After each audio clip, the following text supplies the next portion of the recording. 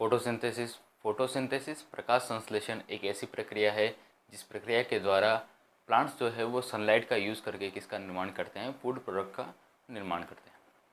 ये food product जो बनते हैं वो एक्चुअल में सनलाइट की एनर्जी को कंज्यूम करके ऑक्सीडेशन प्रोसीजर के द्वारा बनाया जाता है। इसका मतलब ये हो गया कि सनलाइट में कोई ना कोई एनर्जी छिपी हुई है, कोई ऊर्जा ऐसी है जो छिपी हुई है और उसी ऊर्जा के बारे में आज हमें देखना है। तो हेलो स्टूडेंट्स, आप लोगों का बहुत बहुत स्वागत है ओम क्लासेस उदयपुर के यूट्यूब चैनल पर। आज इस यूट्यूब चैनल पर हम फिजिक्स का एक chapter dual nature of radiation and matters, द्रव्य तथा विकिरण की द्वैत प्रकृति, इसके बारे में पढ़ने जा रहे हैं। तो स्टार्ट करते हैं। सबसे पहली बात करें, जो सनलाइट की बात करी हमने, सनलाइट एक ऊर्जा का सोर्स है। अपन बात कर सकते हैं एनर्जी का क्या है, सोर्स है, ऊर्जा का स्रोत है। यहाँ पर जो ऊर्जा है वो ऊर्जा क्वांटम थ्योरी के अकॉर्डिंग ऊर्जा छोटे छोटे पैकेट्स में पाई जाती है। और जनरली यही बोला जाता है कि जो प्रकाश है वो प्रकाश या सनलाइट या लाइट, ये ऊर्जा के छोटे छोटे पैकेट्स के रूप में अपनी ऊर्जा का क्या करते हैं, ट्रांसफ़र करते हैं एक जगह से दूसरी जगह पे। इन ऊर्जा के छोटे छोटे पैकेट्स को क्वांटम थ्योरी फोटॉन्स कहती है। और ये फोटॉन्स जो है इनकी एनर्जी होती है E=h μ या hc/λ, जहाँ पर h प्लांक कांस्टेंट है, म्यू फ्रिक्वेंसी होती है, आवृत्ति होती है, और c तथा लेमड़ा जो है, c जहाँ पे प्रकाश का वेग है, लाइट का वेलोसिटी है, और दूसरा लेमड़ा जो है वो वेवलेंथ है लाइट की। जनरली उसे जो बोल सकते हैं, वो बोल सकते हैं तरंगदैर्घ्य। अगली बात करें तो यहाँ पर हमने एनर्जी का फॉर्मूला देखा है h μ या hc/λ। ये फोटॉन्स की एनर्जी है, और फोटॉन्स की एनर्जी को अब हम किस तरीके से रिप्लेस करके इस लाइट एनर्जी को इलेक्ट्रिक एनर्जी में कन्वर्ट करेंगे वो आगे देखते हैं। एक डेफिनेशन या एक वर्ड हम सिखाना चाहते हैं यहाँ पर, वो है वर्क फंक्शन, या जिसे हम बोलेंगे कार्यफलन हिंदी में। वर्क फंक्शन कार्यफलन समझने से पहले आप लोगों को बता दें कि कोई धातुएं जो होती है, जो सभी धातुएं होती है या मेटल होती है, वो मेटल में जो एटम्स प्रेजेंट रहते हैं, वो एटम्स अपने चारों तरफ सराउंडिंग क्या प्रेजेंट रहते हैं, उनमें इलेक्ट्रॉन्स रहते हैं, और वो इलेक्ट्रॉन्स लगातार क्या करते हैं, चक्कर लगाते रहते हैं। वो इलेक्ट्रॉन्स जो होते हैं वो उस नाभिक के साथ में एक पर्टिकुलर अट्रैक्शन फोर्स से जुड़े रहते हैं, पर्टिकुलर अट्रैक्शन फोर्स से जुड़े रहते हैं। ये सारी बातें हम इस वजह से बता रहे हैं क्योंकि हमें यहाँ पर फोटॉन्स की एनर्जी से उस अट्रैक्शन बॉन्ड से, अट्रैक्शन फोर्स से बंधे हुए इलेक्ट्रॉन्स को क्या करना है, फ्री करना है। कौन सी एनर्जी के थ्रू, फोटॉन्स की एनर्जी के थ्रू। और यहीं हम समझेंगे कि वास्तव में कार्यफलन क्या होता है या वर्क फंक्शन क्या होता है। हम किसी मेटल की सरफेस पे हमने इलेक्ट्रॉन्स का अट्रैक्शन फोर्स देख लिया, और हम ये भी बोलेंगे कि अलग अलग धातुओं में, अलग अलग मेटल्स में, डिफरेंट डिफरेंट मेटल्स में, सभी में अगर बात करें तो यहाँ पर एनर्जी जो है, इलेक्ट्रॉन्स की जो एनर्जी है, जिस एनर्जी से वो न्यूक्लियस के साथ में बंधा हुआ है, पैक्ड है, वो एनर्जी सभी के अंदर क्या होगी, अलग अलग होगी, डिफरेंट होगी। यहाँ इन इलेक्ट्रॉन्स को, उस एनर्जी को ब्रेक डाउन करके बाहर निकालना है, और इसके लिए हम यूज़ करेंगे फोटॉन्स की एनर्जी को। फोटॉन्स, हम किसी मेटल की सरफेस पे जब फोटॉन्स को गिराएंगे तो फोटॉन्स क्या करते हैं, जब फोटॉन्स किसी सरफेस पे गिरता है तो अपनी अवस्था या अपनी जो स्टेबिलिटी है उसको खो देता है, और जैसे स्टेबिलिटी को खो देगा वो अपनी सारी एनर्जी को बाहर निकालेगा। जब एनर्जी बाहर निकलती है तो वो एनर्जी ट्रांसफ़र हो जाती है उस मेटल की सरफेस पे प्रेजेंट इलेक्ट्रॉन्स में, और वो इलेक्ट्रॉन्स क्या करते हैं, उस एनर्जी को कंज्यूम करते हैं और अपने अट्रैक्शन फोर्स को क्या करते हैं, ब्रेक डाउन करते हैं, और उस सरफेस से कहाँ निकल जाते हैं, बाहर निकल जाते हैं। जब इलेक्ट्रॉन्स उस सरफेस से बाहर निकलते हैं तो वो इलेक्ट्रॉन्स जो अपनी एनर्जी को ब्रेक डाउन करा, अपने अट्रैक्शन फोर्स को ब्रेक डाउन किया और वहाँ से बाहर निकला, ये जो प्रोसीजर है, इस प्रोसीजर में जो मिनिमम रिक्वायर्ड एनर्जी होती है, यही मिनिमम रिक्वायर्ड एनर्जी क्या होती है, वर्क फंक्शन या कार्यफलन, जिसकी डेफिनेशन बहुत ही सिंपल डेफिनेशन है, the minimum required energy to free electron from a metal at 0 kelvin temperature, it's called work function. मतलब न्यूनतम, वह न्यूनतम ऊर्जा जो किसी इलेक्ट्रॉन को मुक्त कराने के लिए आवश्यक होती है, और कौन से टेम्परेचर पे, 0 केल्विन टेम्परेचर पे क्या हो जाएगा, ये कार्यफलन हो जाएगा। हमने कार्यफलन समझा, हमने कार्यफलन ये समझा है कि वह ऊर्जा है जिससे अपने को इलेक्ट्रॉन क्या करना है, बाहर निकालना है, बिल्कुल बेसिक सी लैंग्वेज में। कार्यफलन के बाद आगे बढ़ते हैं, कार्यफलन के बाद आगे बढ़ते हैं कि वास्तव में ये फोटॉन्स इलेक्ट्रॉन्स निकाल रहे हैं या नहीं निकाल रहे हैं, ये सारी बातें कुछ एक्सपेरिमेंटल प्रूफ के द्वारा हमें सीखनी चाहिए। एक्सपेरिमेंटल प्रूफ के द्वारा सीखनी चाहिए। और इसको सिखाया था दो साइंटिस्ट थे, जिनमें एक साइंटिस्ट है हॉलबॉक्स और दूसरा साइंटिस्ट है लिनार्ड। इन दोनों साइंटिस्ट ने मिलकर एक ऐसा प्रैक्टिकल किया जहाँ पर इलेक्ट्रॉन्स का निकलना, फोटॉन्स का गिरना, इलेक्ट्रॉन्स का निकलना, ये पूरी प्रोसेस बहुत ही ईजी वे में और विथ प्रूफ हम क्या कर सकते हैं, समझ सकते हैं। एक्सपेरिमेंट में क्या क्या इंस्ट्रूमेंट्स लिए इन्होंने, सबसे पहले एक विसर्जन नलिका जिसे इमर्सन ट्यूब कहते हैं। इमर्सन ट्यूब एक जनरली कांच की ट्यूब होती है जिसमें इंटरनली मीडियम जो होता है वो एब्सेंट होता है, जिसमें अगर ये बात करें तो मीडियम है ही नहीं, इसका मतलब हो गया अंदर की तरफ वैक्यूम है। और यहाँ पर जो वैक्यूम है, ये वैक्यूम ही हमें बताता है कि अंदर कोई भी ऐसा कण या एटम नहीं है जो इस इनकम्प्लीट सर्किट को कंप्लीट करेगा। ये बात अभी समझ में आ जाएगी आपको कि इस इमर्सन ट्यूब के दोनों तरफ हम क्या लगाते हैं, एक एक इलेक्ट्रोड लगाते हैं जो मेटल का बना हुआ है, और पूरा सर्किट कंप्लीट करके नीचे एनर्जी का कोई सोर्स, इलेक्ट्रिकल एनर्जी का कोई सोर्स, सेल या बैटरी हम नीचे कनेक्ट करते हैं और साइड में लगा देते हैं, उसी के सीरीज़ में लगा देते हैं एक एमीटर जो हमें बताएगा कि एक्चुअल में करंट फ्लो हो रही है या नहीं, और अगर हो रही है तो कितनी हो रही है। हम यहाँ पर प्रैक्टिकल करते हैं। सबसे पहले क्या किया, जो नेगेटिव टर्मिनल वाला इलेक्ट्रोड है उसके ऊपर फोटॉन्स को क्या करा, इंसिडेंट फोटोन को गिराया है, किसी एक पर्टिकुलर एनर्जी लेकर आया, एनर्जी का सोर्स लेकर आया और फोटॉन्स को उनके ऊपर क्या किया है, गिराया गया। जब फोटॉन्स को उनके ऊपर गिराया जाता है तो इलेक्ट्रॉन्स क्या करते हैं, इलेक्ट्रॉन्स अपने अट्रैक्शन बॉन्ड को तोड़ते हैं, इलेक्ट्रॉन अपनी सरफेस से क्या करते हैं, बाहर निकलते हैं। और बाहर निकलने के बाद एक बात और यहाँ पर सीखेंगे कि बाहर निकल चुके हैं इलेक्ट्रॉन, लेकिन मैंने क्या किया, जब मैंने फोटॉन्स को गिराया था उनकी एनर्जी वर्क फंक्शन से थोड़ी ज़्यादा रखी। वर्क फंक्शन से ज़्यादा रखने के पीछे हमें क्या हेल्पफुल मिलेगा, क्या बेनिफिट है इसका बेनिफिट है कि जब इलेक्ट्रॉन्स बाहर निकलते हैं उसके बाद में भी कुछ एनर्जी बच जाती है जिसका यूज़ वो काइनेटिक एनर्जी के चेंजेस में कर सकते हैं। इट मीन्स अगर एनर्जी बच गई है तो इलेक्ट्रॉन्स क्या करेंगे, भागने लगेंगे, क्योंकि बची हुई एनर्जी का वो यूज़ कहाँ कर रहे हैं, काइनेटिक एनर्जी में।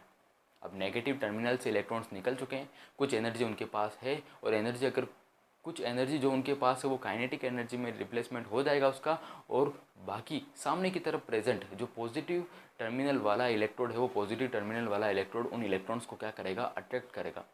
जब इलेक्ट्रॉन्स नेगेटिव टर्मिनल से पॉजिटिव टर्मिनल तक पहुंचते हैं तो बहुत ही अच्छी बात ये होती है कि सर्किट में जो पहले ये सर्किट इनकम्प्लीट था, ये सर्किट इनकम्प्लीट था क्योंकि इलेक्ट्रोड्स के बीच में कोई स्पेसिंग थी, उनके बीच में कोई मीडियम नहीं था। तो ये जो इनकम्प्लीट सर्किट था वो इलेक्ट्रॉन के फ्लो की वजह से क्या हो चुका है, कंप्लीट हो चुका है। और जैसे ही सर्किट कंप्लीट होगा एमीटर के अंदर हमें क्या मिलेगी, रीडिंग। तो यहाँ से ये समझ में आ जाती है बात कि वास्तव में फोटॉन्स को गिराने की वजह से कोई ना कोई इलेक्ट्रॉन्स हैं जो यहाँ से निकले हैं, और इस सर्किट के एक इलेक्ट्रोड से दूसरे इलेक्ट्रोड तक इन्होंने काइनेटिक एनर्जी का यूज़ करके कहाँ पहुँचे हैं, दूसरे इलेक्ट्रोड तक।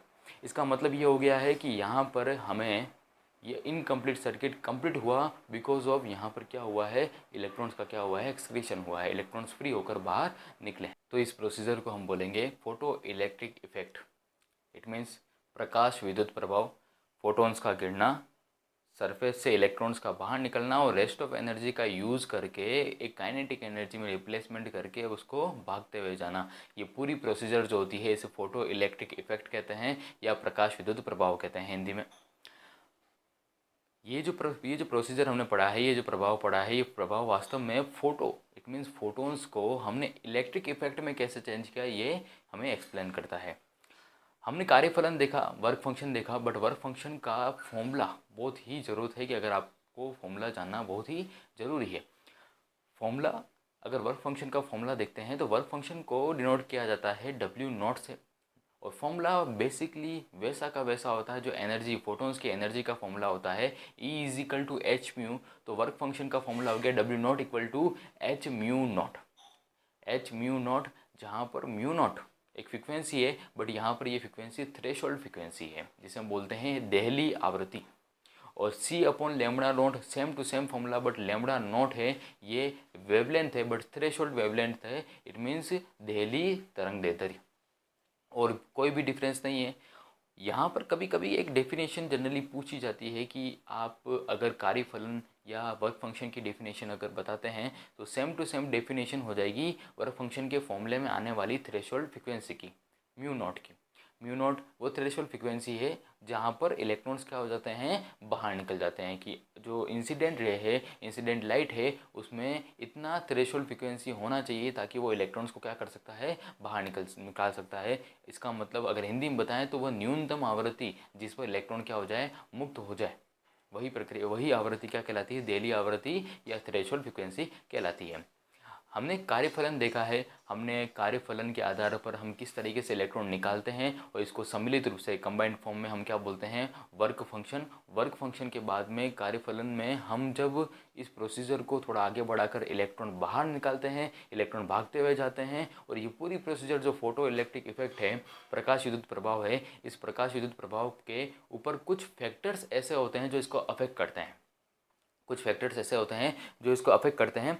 इन फैक्टर्स को हम वन बाय वन पढ़ेंगे, जिसमें सबसे पहले हम अगर इन फैक्टर्स को पढ़ना चाहते हैं तो हमें पूरा इन फैक्टर्स को अगर पढ़ना चाहते हैं तो हमें पूरा एक्सपेरिमेंट एक लेआउट बनाना पड़ेगा, जिसके लिए हमें कुछ कुछ इंस्ट्रूमेंट्स चाहिएंगे। सबसे पहला फोटो इलेक्ट्रिक इफेक्ट को एक्सपेरिमेंट के थ्रू समझाने के लिए हमें सबसे पहला इंस्ट्रूमेंट चाहिए इमर्सन ट्यूब, जो मैंने पहले भी बताया, कांच की एक ट्यूब है, विसर्जन नलिका जिसे हम कहते हैं। ये कांच की ट्यूब होती है जिसके अंदर की तरफ वैक्यूम होता है, मतलब किसी प्रकार का कोई माध्यम या मीडियम प्रेजेंट नहीं है।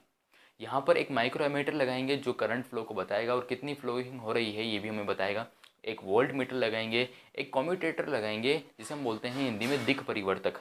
कम्यूटेटर या दिक् परिवर्तक एक ऐसी युक्ति है जिसमें इलेक्ट्रोड्स के ऊपर हम पोलैरिटी को चेंज कर सकते हैं। पोलैरिटी इट मीन्स अगर कोई पॉजिटिव इलेक्ट्रोड है, कोई नेगेटिव इलेक्ट्रोड है, तो पॉजिटिव को नेगेटिव किया जा सकता है, नेगेटिव को पॉजिटिव किया जा सकता है, पोलैरिटी चेंज किया जा सकता है। एक होता है वोल्टेज डिवाइडर, वोल्टेज डिवाइडर विभव विभाजक जिसे हम बोलते हैं।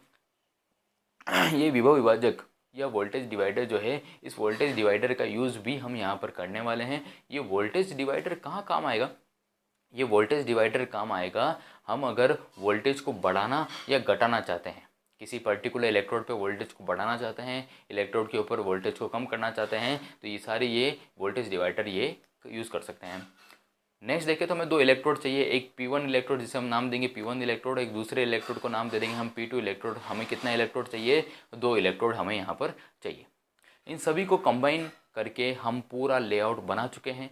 देखिएगा जब ये पूरा लेआउट बन जाता है, जब ये पूरा लेआउट बन जाता है तो यहाँ पर, जब ये पूरा लेआउट बन जाता है तो यहाँ पर हम एक बेसिक सा फोटो इलेक्ट्रिक इफेक्ट कर लेते हैं कि जैसे प्रकाश आया, लाइट एनर्जी आती है, फोटोन्स आते हैं, फोटोन्स इलेक्ट्रोड के ऊपर गिरते हैं, इलेक्ट्रॉन्स बाहर निकल रहे हैं, फोटोन्स इलेक्ट्रोड के ऊपर गिरे, गिरने के बाद इलेक्ट्रॉन्स क्या होते हैं, बाहर निकलते हैं। इलेक्ट्रॉन्स के पास कुछ एनर्जी होती है और अगर एनर्जी नहीं भी होती है तो सामने वाले इलेक्ट्रोड की तरफ अट्रैक्ट होते हुए क्या चले जाते हैं, वहाँ चले जाते हैं।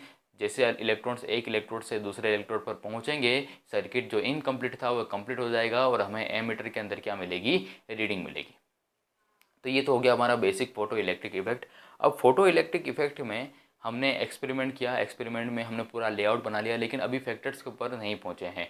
अब हम सबसे पहला फैक्टर हम पढ़ेंगे। सबसे पहला फैक्टर जो है वो सबसे पहला फैक्टर है आपके पास, वो है intensity of light. Intensity of light it means प्रकाश की तीव्रता।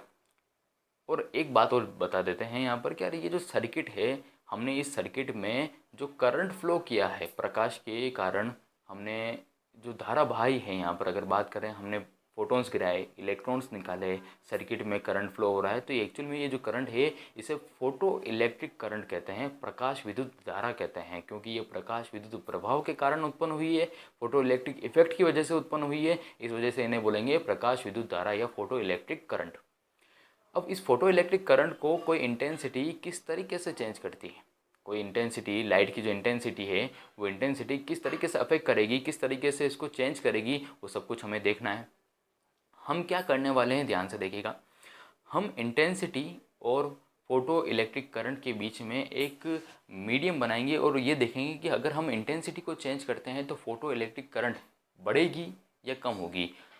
इसको देखने के लिए सबसे पहले तो ये सीखना चाहिए कि अगर हमें इंटेंसिटी ऑफ लाइट इंक्रीज करनी है, प्रकाश की तीव्रता बढ़ानी है, तो हमें करना क्या है, हमें फोटोन्स की संख्या बढ़ानी है। इट मीन्स अगर हम किसी प्रकाश की तीव्रता बढ़ा रहे हैं, मतलब फोटोन्स की संख्या बढ़ रही है, नंबर ऑफ फोटोन्स इंक्रीज होते हैं। जब ये नंबर ऑफ फोटोन्स इंक्रीज होते हैं तो जितना ज़्यादा फोटोन्स का अमाउंट किसी इलेक्ट्रोड के ऊपर गिरेगा, उतना ही ज़्यादा अमाउंट इलेक्ट्रॉन्स किसी इलेक्ट्रोड पर गिरता है तो उतना ही ज़्यादा अमाउंट इलेक्ट्रॉन्स का बाहर निकलता है। इट मीन्स अगर आपने फोटॉन्स का नंबर 10 टाइम्स इंक्रीज़ किया है, इट मीन्स निकलने वाले इलेक्ट्रोड से निकलने वाले इलेक्ट्रॉन्स का भी नंबर्स कितना टाइम्स इंक्रीज़ हो जाएगा, 10 टाइम्स इंक्रीज़ हो जाएगा। It means number of photons is directly proportional to number of electrons. हमने इंटेंसिटी बढ़ाई, फोटॉन्स का नंबर बढ़ गया, फोटॉन्स का नंबर बढ़ गया तो इलेक्ट्रॉन्स का नंबर बढ़ गया, और इलेक्ट्रॉन्स का नंबर बढ़ गया तो जितना ज़्यादा इलेक्ट्रॉन से बाहर निकलेगा उतना ही ज़्यादा इलेक्ट्रॉन उस इमर्सन ट्यूब में फ़्लो करेगा, एक इलेक्ट्रोड से दूसरे इलेक्ट्रोड तक पहुंचेगा। और जैसे जितना ज़्यादा अमाउंट इलेक्ट्रॉन्स का एक इलेक्ट्रोड से दूसरे इलेक्ट्रोड तक पहुंचेगा उतना ही ज़्यादा क्या होगा, करंट फ्लो होगा। बिकॉज ऑफ डेट कि I is equal to Q by T, current का एक फॉर्मूला होता है I is equal to Q by T. I is directly proportional to Q. It means यहाँ पर जितना ज़्यादा चार्ज होगा उतनी ज़्यादा करंट फ्लो होगी, और नंबर ऑफ इलेक्ट्रॉन्स बढ़ाकर हमने चार्ज का फ्लो बढ़ा दिया है, इट मीन्स करंट का फ्लो भी बढ़ा दिया है। हमें एमीटर में रीडिंग दिखती है, और रीडिंग ये दिखती है कि यहाँ पर करंट क्या हो गई है, इंक्रीज़ हो गई है।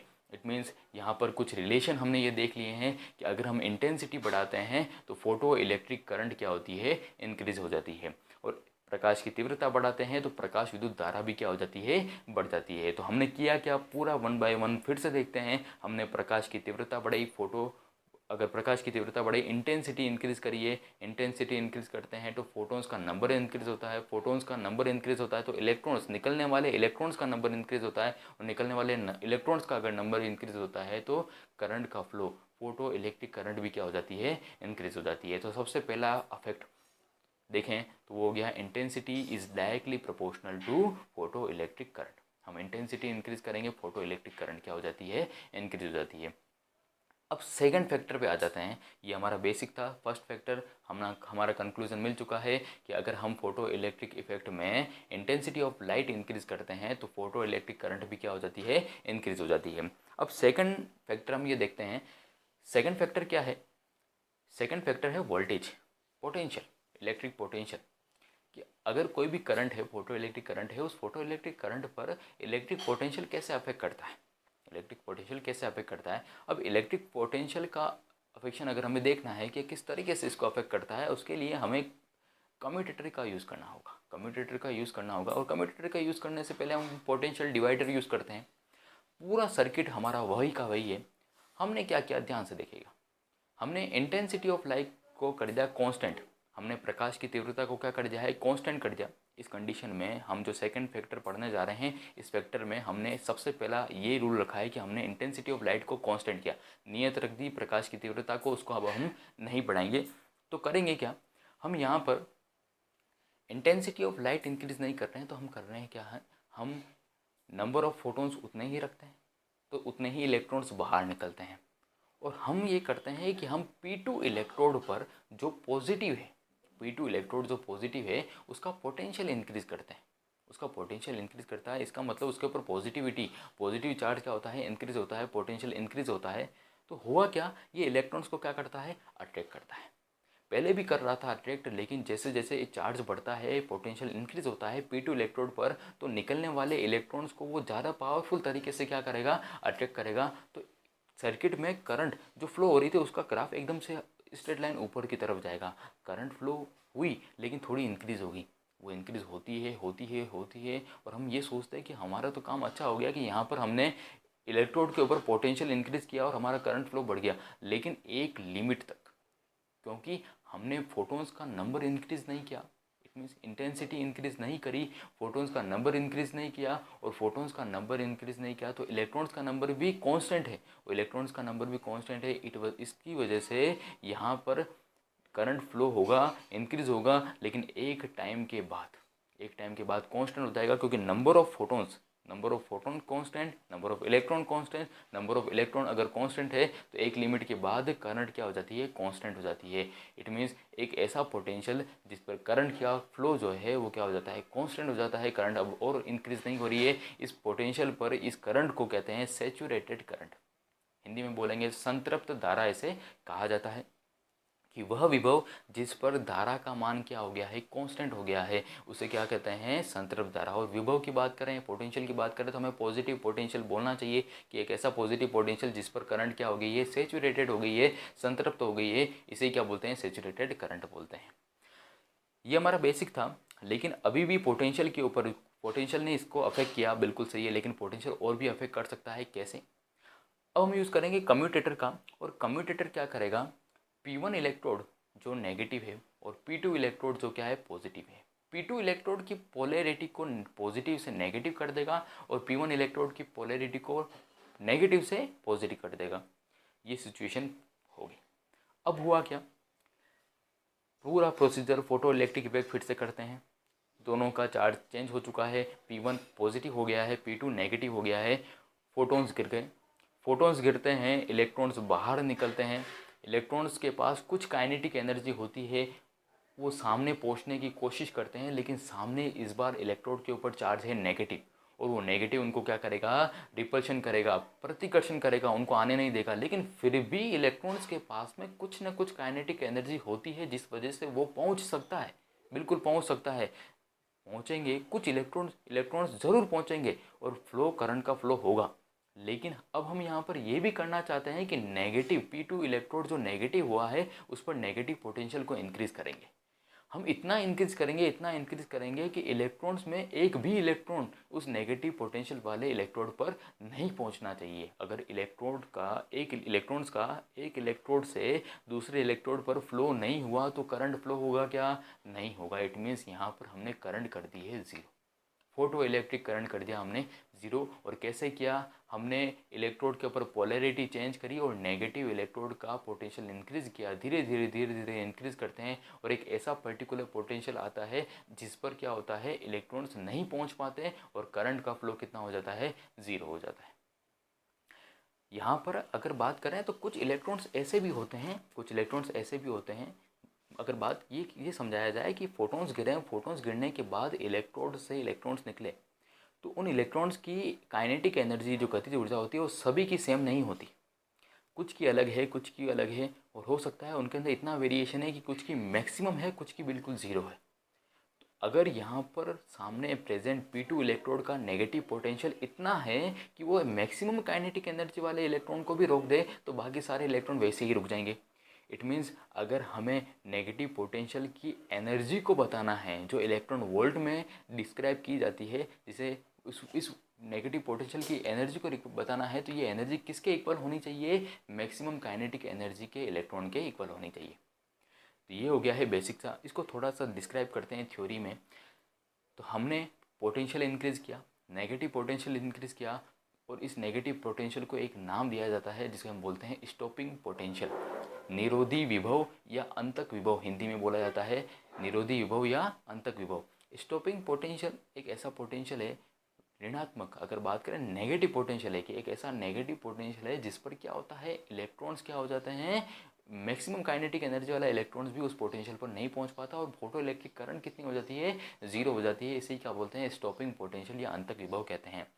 और स्टॉपिंग पोटेंशियल को अगर एनर्जी में कन्वर्ट करके, स्टॉपिंग पोटेंशियल को जनरली V नॉट से रिप्रेजेंट किया जाता है, और V नॉट से प्रेजेंट नहीं कर हम अगर इसको एनर्जी की फॉर्म में लिखें तो EV नॉट लिखेंगे, इलेक्ट्रॉन वोल्ट एनर्जी में लिखेंगे, जो इक्वल जाएगा काइनेटिक एनर्जी के। और ये काइनेटिक एनर्जी है किसी एक इलेक्ट्रॉन की जिसकी मैक्सिमम काइनेटिक एनर्जी है। It means maximum kinetic energy वाले इलेक्ट्रॉन को अगर रोक सकता है तो वो एनर्जी कौन सी है, इलेक्ट्रॉन वोल्ट में EV नॉट, जो क्या है, स्टॉपिंग पोटेंशियल की एनर्जी है। हमने फैक्टर्स को देखा, इसके ग्राफिकल स्ट्रक्चर भी आपके सामने है कि ग्राफिकल स्ट्रक्चर किस तरीके से यहाँ पे समझाए गए हैं। हाँ, ये अब थर्ड फैक्टर देखते हैं। थर्ड फैक्टर जो अफेक्ट करेगा फोटो इलेक्ट्रिक इफेक्ट को या फोटो इलेक्ट्रिक करंट को, वो थर्ड फैक्टर है फ्रीक्वेंसी। इंसिडेंट लाइट की फ्रीक्वेंसी किस तरीके से हम चेंज करते हैं तो कैसे अफेक्ट करता है, और एक्चुअल में यहाँ पर जो अफेक्टिंग है वो है इम्पोर्टेंट, जो अफेक्टिंग है वो है आपके पास स्टॉपिंग पोटेंशियल।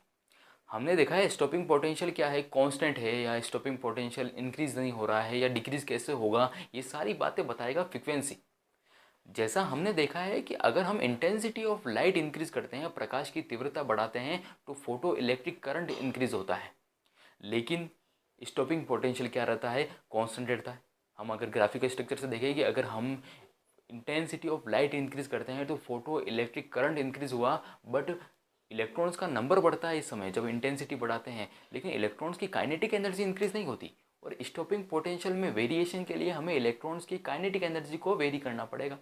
और इलेक्ट्रॉन की काइनेटिक एनर्जी को वेरी करने के लिए हमें फ्रीक्वेंसी ऑफ लाइट को इंक्रीज करना पड़ेगा या डिक्रीज करना पड़ेगा। हम फ्रीक्वेंसी जो होती है उस फ्रीक्वेंसी को इंक्रीज करते हैं, डिक्रीज करते हैं। जो फ्रीक्वेंसी हमने बढ़ाई, जो हमने फ्रीक्वेंसी बढ़ाई तो क्या होगा, कम करी तो क्या होगा, हम जनरली ये देखते हैं कि अगर हम फ्रीक्वेंसी इंक्रीज करते हैं तो जो फोटोन्स गिर रहे हैं लाइट से, तो फोटोन्स तो गिरते हैं, उनका नंबर्स तो वही रहता है, लेकिन उन फोटोन्स की एनर्जी इंक्रीज होती है। इट मीन्स आप लोगों को पता है E=h म्यू, और म्यू इंक्रीज करेंगे तो ई इंक्रीज होना ही होना है। नंबर ऑफ फोटोन्स इंक्रीज नहीं होते, वो कब इंक्रीज होते हैं, जब इंटेंसिटी इंक्रीज करते हैं। लेकिन अगर फ्रिक्वेंसी इंक्रीज करी, आवृत्ति का मान बढ़ा दिया गया, तो क्या हो जाएगा, ऊर्जा का मान बढ़ जाएगा, फोटोन की ऊर्जा का मान बढ़ जाएगा। इट मीन्स इलेक्ट्रॉन की, फोटोन्स की एनर्जी क्या हो जाएगी, इंक्रीज। फोटोन्स की एनर्जी इंक्रीज हुई, वो इलेक्ट्रोड के ऊपर गिरा, इलेक्ट्रोड के ऊपर गिरा, इलेक्ट्रॉन्स निकले, इलेक्ट्रॉन्स का नंबर भी कम है, ज़्यादा नहीं है, इलेक्ट्रॉन्स का नंबर भी कांस्टेंट है, इलेक्ट्रॉन्स का नंबर नहीं बढ़ा क्योंकि फोटोन्स का नंबर नहीं बढ़ा, इलेक्ट्रॉन्स का नंबर नहीं बढ़ा क्योंकि फोटोन्स का नंबर नहीं बढ़ा। लेकिन इलेक्ट्रॉन्स की काइनेटिक एनर्जी इंक्रीज हो गई क्योंकि फोटोन की एनर्जी इंक्रीज हो गई। इलेक्ट्रॉन की काइनेटिक एनर्जी इंक्रीज होती है। अब स्टॉपिंग पोटेंशियल, अगर हमने मान लो कुछ पर्टिकुलर फिक्स स्टॉपिंग पोटेंशियल रखा हुआ था, लेकिन अब तो हमने काइनेटिक एनर्जी बढ़ा दी है इलेक्ट्रॉन्स की, तो वो इलेक्ट्रॉन्स क्या हो जाएंगे, सामने पहुंचेंगे, करंट का फ्लो होगा। लेकिन अब हमें रोकना है उसे, तो स्टॉपिंग पोटेंशियल और इंक्रीज करना होगा। फिर भी हमने क्या करा, नहीं रुका, और इंक्रीज करना होगा, और इंक्रीज करना होगा, और एक टाइम के बाद स्टॉपिंग पोटेंशियल का एक ऐसा वैल्यू आएगा जिस पर इलेक्ट्रॉन्स क्या हो जाएंगे, रुक जाएंगे, करंट का फ्लो नहीं होगा। इसका मतलब ये स्टॉपिंग पोटेंशियल, निरोधी विभव जो है, ये निर्भर करता है, डिपेंडेंट रहता है किसके ऊपर, फ्रीक्वेंसी ऑफ लाइट, प्रकाश की आवृत्ति पर निर्भर करता है। प्रकाश की आवृत्ति पर निर्भर करता है, फ्रीक्वेंसी ऑफ लाइट पर डिपेंड करता है कि फ्रीक्वेंसी ऑफ लाइट इंक्रीज करेंगे तो इलेक्ट्रॉन्स की या फोटोन्स की बात करें तो फोटोन्स की एनर्जी इंक्रीज होगी, फिर इलेक्ट्रॉन्स की एनर्जी इंक्रीज होगी, और इलेक्ट्रॉन की एनर्जी इंक्रीज होगी तो क्या इंक्रीज हो जाएगा, स्टॉपिंग पोटेंशियल इंक्रीज हो जाएगा। और स्टॉपिंग पोटेंशियल इंक्रीज करने के लिए अगर डायरेक्टली रिलेशन बनाए तो ये बोल सकते हैं कि frequency of light is directly proportional to stopping potential. प्रकाश की आवृत्ति समानुपाती रहेगी किसके, स्टॉपिंग पोटेंशियल के। ये हमने बेसिकली देखा। इसके ऊपर कुछ ग्राफिक्स हैं, ग्राफ आप देख सकते हैं कि अगर हम इंटेंसिटी ऑफ लाइट को क्या करते हैं, कांस्टेंट रखते हैं, इंटेंसिटी लाइट कांस्टेंट है तो करंट जो है वो कांस्टेंट रहेगा, करंट इंक्रीज नहीं होगा। लेकिन अगर हम इंटेंसिटी ऑफ लाइट कांस्टेंट करके फ्रीक्वेंसी ऑफ लाइट इंक्रीज करते हैं तो स्टॉपिंग पोटेंशियल क्या हो जाता है, इंक्रीज हो जाता है। और ग्राफ के अंदर माइनस एक्स एक्सिस के अंदर, माइनस एक्स अक्ष के अंदर आप लोग देख रहे होंगे ग्राफ बन रहा है स्टॉपिंग पोटेंशियल का, माइनस का वी नोट। वो माइनस में इसलिए है क्योंकि आपको ही पता है कि P2 इलेक्ट्रोड को हमने क्या कर दिया था, नेगेटिव कर दिया था, माइनस कर दिया था, ऋणात्मक कर दिया था। ये सारे इफेक्ट्स हमें देखे हैं। एक और ग्राफ बनता है, वो ग्राफ बनता है मेटल टू मेटल का। मेटल टू मेटल का बनता है कि अगर एक धातु है और दूसरी धातु है तो दोनों धातुओं के लिए स्टॉपिंग पोटेंशियल और फ्रीक्वेंसी में जो ग्राफ बनता है वो बिल्कुल कैसा बनता है, स्ट्रेट लाइन बनता है। मेटल ए और मेटल बी का ग्राफ आपके सामने है। इसमें एक बात ये ध्यान रखने की है कि यहाँ पर जो थ्रेशोल्ड फ्रीक्वेंसी होती है, थ्रेशोल्ड फ्रीक्वेंसी पे स्टॉपिंग पोटेंशियल ज़ीरो होता है। उसका क्या कारण है, क्योंकि थ्रेशोल्ड फ्रीक्वेंसी एक ऐसी फ्रीक्वेंसी है जिस पर तो सिर्फ इलेक्ट्रॉन बाहर निकलेगा और बाहर निकल के चुपचाप बैठ जाएगा, क्योंकि उसके पास में कोई भी काइनेटिक एनर्जी नहीं है। और काइनेटिक एनर्जी नहीं है, इलेक्ट्रॉन भाग ही नहीं रहा है, तो उसको रोकना ही क्या। इट मीन्स थ्रेशोल्ड फ्रीक्वेंसी पे इलेक्ट्रॉन से बाहर निकलता है, उसकी काइनेटिक एनर्जी ज़ीरो होती है। काइनेटिक एनर्जी ज़ीरो होती है तो स्टॉपिंग पोटेंशियल भी कितना होता है, थ्रेशोल्ड वैल्यू पर ज़ीरो होता है। अब इसको फाइनलाइज करते हैं, इस वीडियो को फाइनलाइज करते हैं। लास्ट जो है वो लास्ट टॉपिक है आपका फोटो इलेक्ट्रिक इफेक्ट में ही। आइंस्टीन एक साइंटिस्ट हैं, सभी जानते हैं, बहुत अच्छी तरह जानते हैं। आइंस्टीन का फोटो इलेक्ट्रिक इक्वेशन है। फोटो इलेक्ट्रिक इफेक्ट के ऊपर आइंस्टीन ने बहुत अच्छी इक्वेशन दी है, और ये जनरल इक्वेशन है, ज़्यादा टफ नहीं लगेगी आपको, क्योंकि ये बेसिकली एनर्जी कंजर्वेशन के ऊपर है। एनर्जी कंजर्वेशन, ऊर्जा संरक्षण के ऊपर आधारित है। ऊर्जा संरक्षण किस तरीके से करते हैं वो देखिएगा। हम प्रैक्टिकल कर चुके हैं, इतने सारे प्रैक्टिकल कर चुके हैं। हम मेटल की सरफेस के ऊपर फोटोन्स गिराते हैं। फोटोन्स की एनर्जी इतनी होनी चाहिए कि इलेक्ट्रॉन बाहर भी निकले और बाहर निकलने के बाद भागे भी। इसका मतलब फोटोन की जो ऊर्जा है, उस फोटोन की ऊर्जा का हमने दो प्रकार से, दो भागों में तोड़ दिया, दो डिवाइडेशन कर दिया फोटोन्स की एनर्जी का, कि फोटोन्स की एनर्जी कुछ एनर्जी ऐसी है जो उसको बाहर निकालने के लिए यूज़ करेंगे इलेक्ट्रॉन्स को, जिसे वर्क फंक्शन बोला, और कुछ एनर्जी ऐसी हो जाएगी जिसको क्या करेंगे हम, कहाँ यूज़ करेंगे, उसको भगाने के लिए। इट मीन्स यहाँ पर एनर्जी कंजर्वेशन लगता है, और एनर्जी कंजर्वेशन का फॉर्मूला क्या बन जाएगा, E इजिकल टू ई, जो एनर्जी वो है जो हमने फोटोन्स के थ्रू अपन ने अप्लाई करी है, is equal to W not plus kinetic energy. W not work function है जिससे इलेक्ट्रॉन बाहर निकलेगा, और rest of amount of energy कहाँ पर जाएगा, काइनेटिक एनर्जी में जाएगा। अगर इसको सॉल्व करते हैं तो E इजिकल टू हो जाएगा आपके पास H mu, W naught equal to H mu naught plus half M square हो जाएगा काइनेटिक एनर्जी का फॉर्मूला। दूसरा यहाँ पर अगर इसको सभी को थोड़ा सा मेजरमेंट के थ्रू और काइनेटिक एनर्जी की वैल्यू निकालना चाहें तो काइनेटिक एनर्जी की वैल्यू हाफ एम स्क्वायर हो जाएगा आपके पास। एच कॉमन निकाला है, म्यू माइनस म्यू नॉट निकला है, और यहाँ पर ये जनरली ये बात हो गई है कि यहाँ पर अगर म्यू और म्यू नॉट दोनों इक्वल है, इट मीन्स हमने उतनी ही एनर्जी अप्लाई करी है जिससे सिर्फ इलेक्ट्रॉन बाहर निकल जाए। वर्क फंक्शन के इक्वल अगर हमने एनर्जी अप्लाई करी है तो बेसिक सा नेचर हम जानते ही हैं कि काइनेटिक एनर्जी कितना हो जाएगा, 0 हो जाएगा। इसको डायग्रामेटिक तरीके से भी अपन देख सकते हैं कि सर इलेक्ट्रॉन्स आए, फोटोन्स आकर नीचे गिरते हैं, सरफेस पे गिरते हैं, एनर्जी का क्या होता है, ट्रांसफ़र होता है, ट्रांसफ़र हुआ एनर्जी का ट्रांसफ़र होने के बाद इलेक्ट्रॉन बाहर निकला, बाहर निकलने के बाद कुछ एनर्जी का यूज़ कहाँ पर किया उसने, काइनेटिक एनर्जी में किया है। तो यही क्या है, हमारी आइंस्टीन की फोटो इलेक्ट्रिक इक्वेशन है, आइंस्टीन की प्रकाश विद्युत समीकरण है। यहाँ तक आज ये वीडियो कंप्लीट करते हैं। इस एक बात और ये जरूर करेंगे कि यार ये जो आइंस्टीन की फोटो इलेक्ट्रिक इक्वेशन है, ये इक्वेशन न्यूमेरिकल के पॉइंट ऑफ व्यू से भी इंपॉर्टेंट है। चाहे आरबीएसई है, English medium, Hindi medium, CBSE है, सभी के लिए क्या है, न्यूमेरिकल के पॉइंट ऑफ व्यू से बहुत ही इंपॉर्टेंट है। उसका कारण ये है क्योंकि ये एनर्जी कंजर्वेशन है, और एनर्जी कंजर्वेशन न्यूमेरिकल के लिए सबसे फेवरेट टॉपिक होता है। अगर आप न्यूमेरिकल्स देखना चाहते हैं तो हमारे टेलीग्राम चैनल को ज्वाइन कीजिएगा, वहाँ पर पीडीएफ डाली गई है न्यूमेरिकल्स की, वहाँ से न्यूमेरिकल्स देखिए, इसको सीखिए और बहुत अच्छे मार्क्स गेन कीजिए आरबीएसई बोर्ड के लिए। आपको बहुत बहुत best of luck. RBSE board, CBSE board, सभी स्टूडेंट्स के लिए बहुत बहुत बेस्ट ऑफ लक। इस चैनल से जुड़े रहिएगा। नेक्स्ट वीडियोस थोड़े से शॉर्ट्स डालेंगे जिसके ऊपर आप लोगों को रिवीजन का मौका मिलेगा। कुछ इंपॉर्टेंट क्वेश्चन भी आपके साथ शेयर करेंगे, जरूर करेंगे, ताकि आपको बोर्ड्स के अंदर अच्छे मार्क्स गेन करने के लिए बहुत अच्छा स्ट्रेंथ मिले। Thank you. Om classes Udaipur से जुड़े रहिएगा। इसको लाइक कीजिएगा, शेयर कीजिएगा, सब्सक्राइब कीजिएगा। कमेंट सेक्शन में बताइए कि आपको ये वीडियो कैसी लगी, और इस वीडियो को ज़्यादा से ज़्यादा शेयर कीजिएगा, आपके फ्रेंड्स के साथ, सभी के साथ शेयर कीजिएगा। टेलीग्राम चैनल को ज्वाइन कीजिए, वहाँ पर आकर आप अपने इन कंटेंट्स को एज ए पीडीएफ फॉर्मेट में आप अपने को यूज़ कर सकते हैं। पीडीएफ्स डाली गई हैं वहाँ पर, न्यूमेरिकल्स की डाली गई है, कुछ अदर चैप्टर के जो इंपॉर्टेंट क्वेश्चन है वो भी डाले जाएंगे। आप लोग उससे जुड़े रहिए, प्रिपरेशन अच्छी कीजिए। Best of luck.